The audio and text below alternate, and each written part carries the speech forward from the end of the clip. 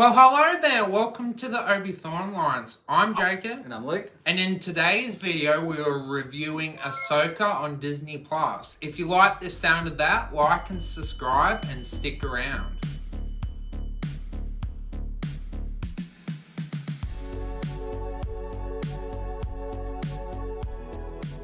So, I watched one episode of this and kind of faded off. You continued through it. We'll find out whether that was a good decision or not when we get to the scoring, but summarize what the show is.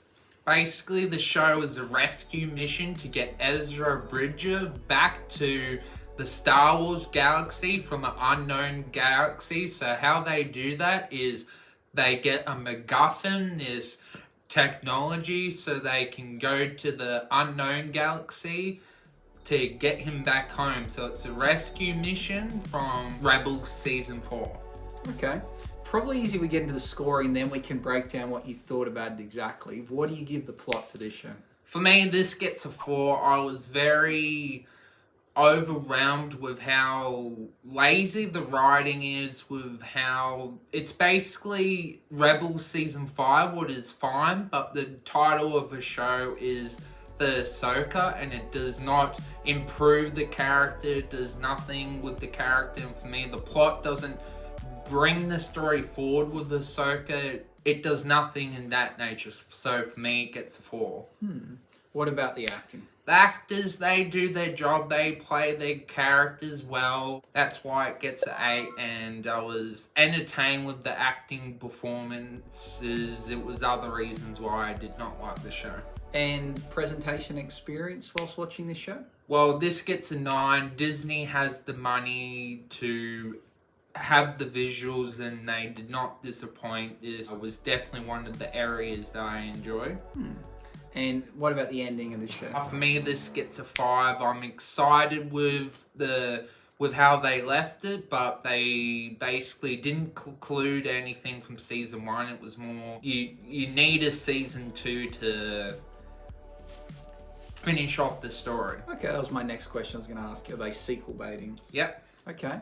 And how original was this for something that's characters that already exist? Not that original. It gets a 5. For me, I was hoping they were going to do different things. Like when you go to a different galaxy, I was hoping they were going to improve and make it interesting and fresh it out. But no, they didn't do anything original there.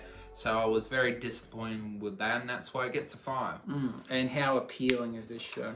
This gets a 7. Of course, Star Wars Rebels fans are going to watch this show like I did. Star Wars Clone Wars and people that love AHSOKA. So it will definitely appeal to the fans, but not everyone will watch it. And how recommendable is this? This gets a 6. I definitely think a lot of people will watch this show, but I do see a lot of Star Wars fans are dwindling and not enjoying Star Wars content anymore. And to be honest, if I wasn't as hardcore with growing up with AHSOKA, I probably wouldn't have bothered myself. And how rewatchable is it? This gets a 4. Knowing how it finishes, for me, I would not watch this season again. For me, it just didn't hold up, and in my opinion, it's not that good compared to Endor. So what's the grand total? Out of 100%, it gets well-deserved 60%. For me, it didn't do anything refreshing, or the writing is very lackluster. Basically, what the characters need to do, they will do it. So very unimaginative and very lackluster. That's disappointing for a show that you're so hyped about to begin with, and default 60%. I guess I definitely don't feel like I have any reason to go back and continue it now, knowing kind of how it ends. And also, I'm not a super fan, so I don't really have a reason to watch it. Do you think anyone but super fans would get anything out of this? Oh, maybe if they like Star Wars fighting scenes or cool epic fight scenes, yeah. I guess I think of something like The Mandalorian, that brought in people that are like, oh, the child is cute, and it got all these non-Star Wars fans to be obsessed and put stickers on their car. You don't see this show having that appeal. Like, unless you already like Star Wars, are you going to get something out of it?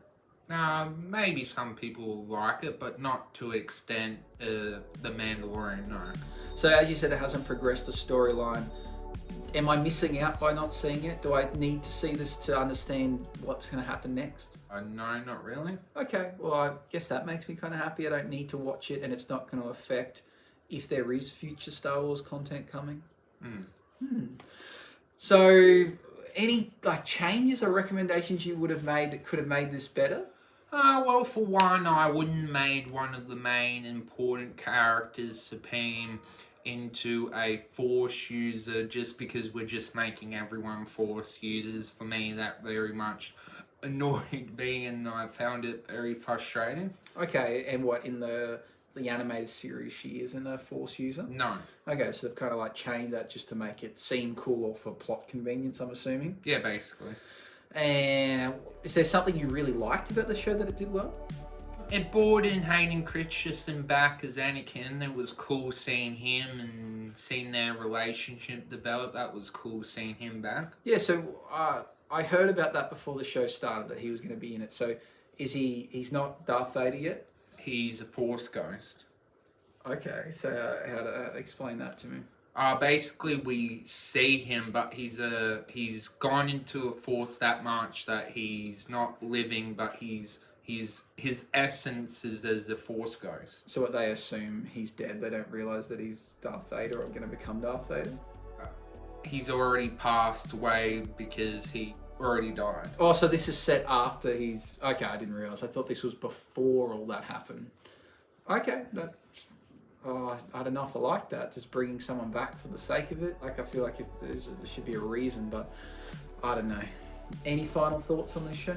I'll use one example. AHSOKA was even saying, well, we'll use the whales that can teleport. We'll end up where we need to end up, and then they don't even know if they're going to go to the same galaxy as Ezra. But because of how the writing is, of course they do. And for me, it's well, that's just too convenient. Yeah, plot convenience can be a real letdown sometimes. Sometimes it's nice to see things just not go according to plan. But comment down your thoughts. Am I wrong, or is the show amazing? Be curious to know. As always, you are awesome and keep being awesome, and see you in the next video. Bye-bye.